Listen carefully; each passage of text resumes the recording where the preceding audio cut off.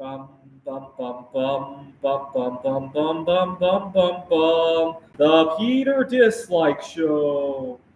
Bum bum bum bum bum bum bum. Please continue to show your support by singing along, gesturing at your screen, and leaving a dislike on this video. Let's do it again. Bum bum bum bum bum bum bum bum bum bum bum bum. The Peter Dislike Show. Bum bum bum bum bum bum bum. So one of my subscribers finally guessed what monument this is. This is the Palace of Science uh, and Culture in Warsaw, Poland. One of the first buildings in Poland that I visited when I got out of the train station. I still remember my first trip to Poland. I got out of the train station, and when I looked at the city, I felt like Kevin in Home Alone 2, right? When he first got to New York, right? He was gonna have a great time, away from all the dramas with his family and all that. I was having a lot of struggles with my family at the time, and so I just felt free. And so this was the first building that I went into.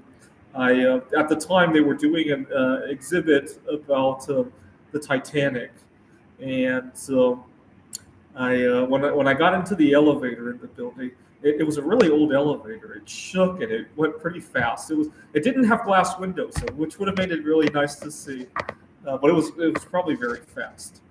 I love elevators for some reason. Every time I go to a new building, the first thing I want to try out is the elevators. I was competing in math counts when I was in seventh grade, and so I used to be a huge troublemaker when I was in seventh grade. We were on our way to breakfast at the in the hotel lobby, and as I passed by the bank of elevators, I couldn't resist. I ran into the elevator and I hit the top floor. I think it had about 12 floors, and I rode the elevator all the way up and then all the way down. By the time the elevator got back to the lobby, our teacher was so upset at me. And the elevator door hadn't even opened, but I could hear her screaming from the outside. And the elevator door opened. She was so upset. We went to breakfast, and I asked my teacher, well, I think the elevator ride took me however many seconds. It was 12 stories. How fast do you think the elevator was going in miles per hour? And we were getting ready for our math counts contest, so that was a good practice for us. And myself and the rest of the team, we all started scribbling away on paper, estimating how fast that elevator was traveling in miles per hour. I think it was about 30 or 40 miles an hour, if I remember correctly.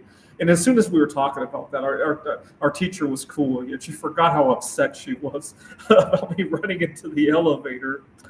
Now that I'm all grown up, I get to ride every elevator that I see, right? Every time I go to a new workplace, a new apartment building, a new shopping mall, a new monument, I'm not shy about trying elevators. Nobody can stop me anymore. And that's a great feeling.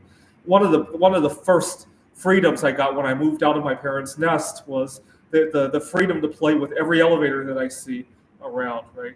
I did my PhD work in Rochester, New York. Actually, my first trip into RIT was kind of funny. I had driven into Rochester overnight, and I was excited. I had gone to my favorite. I was driving from Pittsburgh to Rochester. I had stopped off at my favorite grocery store and gotten a 12-pack of non-alcoholic beer for the trip. And by the time I made it to the campus at RIT, I couldn't wait to use the bathroom. And I made a run for the bathroom, but I was in such a hurry to go that I made a huge mess on the toilet seat. And long story short, I graduated RIT with very good grades. And so I thought that was good luck. So nowadays, every time before my first day of a job or my first day at any situation, my first day moving into a new home or anything like that, I make sure to drink a lot of fluids before going there and then hurry into the bathroom and go as fast as I can, because that brought me a lot of good luck at RIT. And I did the same thing my first day teaching here at CAC and a few other campuses. I forgot to do it when I started the job at the tutoring center last year, though. That's probably why I ran into so much toxicity. Here's a board game set that I made for the ancient game of, or it's called the game of Got some improvements to it. I mean, right now it's kind of improvised because that's all the pieces that I have. But you know what? Because it's such an ancient game, maybe having it be improvised like this isn't so bad, right? I'm debating what I should submit to Lego Ideas first. Should I do the game set or one of my monuments? I'm thinking the game set because the monument could use a lot of improvement. There's so much. Some of this doesn't even hold up very well. I can't even put this in my car without pieces falling off, right? Uh, uh, the game of is an ancient form of backgammon. I started playing backgammon in 2013. Actually, it's kind of interesting how I started. I was playing. I was living in New York at the time, and I went to this backgammon event every week. And one week while I was there, I learned about the New York Open tournament. You know what? I got to submit to New York tournament again. I want to see if they'll hold an event with my AI for backgammon. They were kind of too busy last year, but I'll give it another try this year. But I was on the train ride into Newark, where the New York Open for backgammon was, and I was still reading about a few details of tournament play rules. And somehow I made it to the tournament, and I got second to last place in the beginner division, and I was pleased because I had no idea how. Just 2 months earlier, I had no idea even how to play backgammon, and during that train ride, I was still reading about all the little details of the rules, and so that was good. The only problem with the New York, two problems. First of all, I wish I had more money to play. These people like to gamble huge sums of money. I was at one of those events and I was watching this game, and this guy got really upset and he told me, "Could you please step away? Give us some space because this is $1,000 a point game." And it reminded me of the movie Dumb and Dumber when these two idiots go to the banquet and the host says, "Excuse me, gentlemen, this is a $500 a plate dinner. Good night."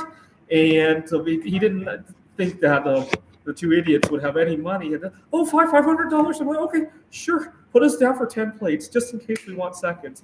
And he slaps $5,000 into the guy's hand. I so much wish I could do. Someday after I become rich from all my art, I'm going to have to go back to the New York Open and watch another $1,000 a point game. "Excuse me, this is a $1,000 a point game. Would you please step away?"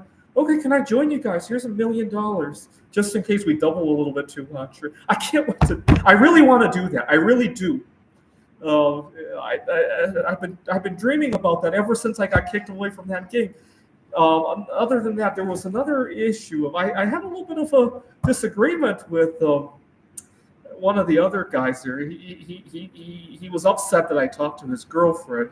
This was many years ago, but even to this day, I hardly even go to New York anymore, but if I did, I'm still hesitating about going back to that tournament. I don't know if the two of them are still there, but that's the kind of drama that I get into. That would probably get into a whole lot less if I had some money to do things the way that I want. Not that I would chase his girlfriend or anything, but I'd be going to better events, right? And get the. That's why I need you guys to pray for me by leaving a dislike on my videos. This is the Peter Dislike Show. Bum bum bum bum bum bum bum bum bum bum bum bum. The Peter Dislike Show. Bum bum bum bum bum bum bum.